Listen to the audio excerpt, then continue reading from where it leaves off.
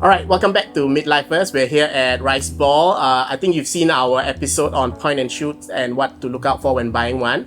So we have Leon here again. Hello. Okay, he's gonna graciously show us what are the things you should look for when buying a bit more advanced camera, such as a rangefinder or an SLR, and also what are the things you should look out for when buying an interchangeable lens such as this. The lens doesn't really matter which type of camera it is, but there are certain general things you should look out for when buying any sort of lens. So Leon, please. Yeah. So there are a lot more things to look out for in rangefinders and SLRs compared to compact cameras. You know, because a lot of these cameras, they're actually partly mechanical. Yes. Yeah. So it's mechanical and the electronics together. Whereas for compact cameras, fully electronics, if it's not working, most likely it's not working. Yeah. So that's quite easy to check. Yeah. So of course also for cameras like this, which are easily 30 years of age and older, you know, and they are quite costly nowadays, few thousands of dollars. So we do actually make very stringent checks on the cameras, you know, before we buy them in. Yeah. So there are a few major things to look out for. Of course, the condition of the camera plays a very big part in the price. Yes. Because especially for Leicas, right? Or even Nikon cameras, if they're more collectible ones, the condition, just a small scratch or dent, you know, will cost a $500 drop in price sometimes. Yeah.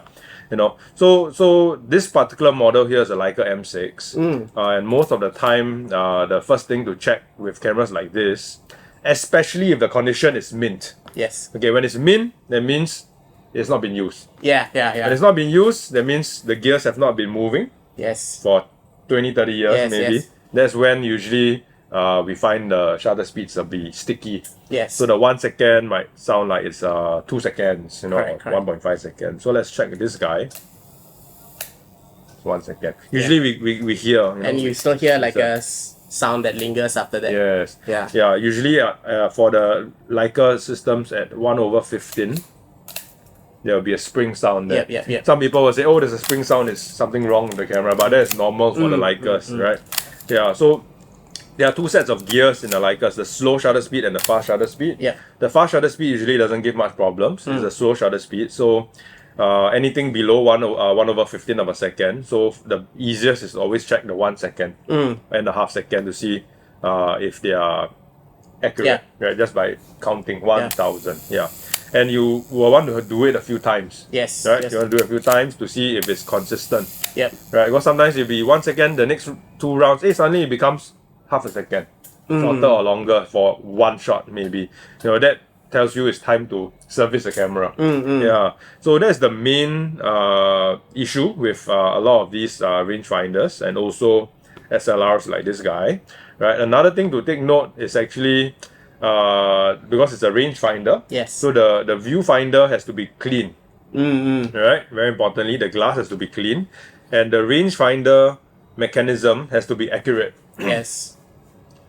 If it's not accurate, you always get out of focus shots. Yeah. Because this camera is not like an SLR where you're looking through the lens. Yes. Right? The rangefinder and the lens is two separate parts. So you need to check for front and back focus issues, right? And also vertical alignment issues on the rangefinder. Yeah, so sometimes it is a bit difficult to check on that. There's a reason why it's good to buy a camera with warranty. Yes, right? exactly. Yeah, you have to go through a roll of film to check the rangefinder coupling, front and back focusing issue. But you can check the vertical alignment. Yeah, so the vertical alignment is actually, this is the focusing, the rangefinder coupling here. So just by doing this, and you focus it without a lens, or even with the lens on, you can check whether the verticals, the dual images match up. whether they match up. Are they like this, or are they like this? This is good, right? This is not. So that will give you a fake illusion kind of thing that it might not be in focus, but actually it is in focus already. Yeah. Another thing is, because this camera actually has a light meter inside, right, which requires a battery. So always put the battery in, test the light meter, see if the arrows are working. Left, right arrow. Sometimes one arrow is not lit up. Right? The electronics is failed, the light is blown. And also make sure that the white patch in the center is white. Okay. Right, yeah. So some of them are very faded, you know, and that will cause the metering will be a bit off. Yeah. So for those of you who don't know, the light basically reflects off this white patch, right? And that's how the light meter sort of estimates how much light is entering the camera and how much to expose the film at. So that's why you need even that white dot to be as pristine as possible. You know. Correct. Yeah. So some user issues that people will come back with very frantically, you know, telling me that the camera has a problem. Yeah. Is that they come back and say that the white patch is not there. Okay. Yeah. Why? The white patch is not there. Because they fired the shutter. They have fired. So the white patch is only there after you crank the film. The white patch will turn out. So they get shocked. Hey, the white patch is missing. The white patch is missing. Yeah. So that is something you should take note of too. Other than that, there's another part here which is actually the frame line selector. It doesn't appear in all the M systems, but most of them. So you can actually see the frame lines moving in the viewfinder. So if by moving this the viewfinder doesn't change, then there's a sticky frame line. You know. So other than that, actually a lot of the other components is very basic. You know that. What about the film door and I guess the take-up spool? Is there anything we can check on those? Usually we don't see much issues on those. Okay. So for this camera, there's no spool that can be removed. Right. So there's a very good illustration here that actually shows you how to insert load the film. Right. Yeah. The shutter curtain is smooth and there's no crumples on it. Right. The electronics here. This is for your ISO settings. Right, free of corrosion. Yes, free of corrosion. You know, we don't get any big mold issue and green fungus issues over here. So generally a very clean M6 that we have here. And I guess the shutter curtains, they're also not like crumpled or crinkled or anything like that. And the film plate that applies pressure, it doesn't have any dents on this camera as well. So those are things you can look for in a camera like this. So I think the one most important thing, never trust a seller when they say that this is a brand new camera and it has not been used before. Since day one. As in, you can trust the seller to be correct in that sense. Yes, it is correct. Yeah, but then it might not be a working camera. I would say 95% won't be a working camera. Because if it's not been serviced the before. lubricants would have dried out. Sometimes gravity will cause the lubricants to pull and not cover certain gears. So when you start using it, it feels there's a lot of friction. And actually these are precision made tools. Honestly, they should work with very little resistance. You know, so if you're applying a lot of pressure, don't, because you might actually end up damaging or breaking something. So if you feel something's a little bit off, after using the camera for a while, please send it to a repair guy or maybe even bring it to Rice Ball and they can help you out. We can see what's wrong with it before we decide where to go to. Exactly. So for the next one is actually lenses. And lenses, I would say for the M and the R is about the same, except for the M lenses, rangefinder lenses, there's also another rangefinder coupling from the lens. But generally for lenses, the first thing is whether the lens has serious haze or fungus issues. Most lenses can be cleaned with technicians in the service center. Some of them can't because they have a cemented glass element which you can't remove. You know, so we usually look through a very harsh light source. A spotlight or your handphone torchlight, so you can use like your handphones. Yes, it has to be harsh, not a soft diffuse light. No, so we just look through and we can see if there's any major spider web looking fungus spots or a cloudy element inside the lens, which is actually haze. That is the most important because that affects the image quality a lot. So if you have the lens and yours has haze, you might want to send it for servicing. You'll see a major difference in the image quality. Another thing to take note is also the aperture ring. Right?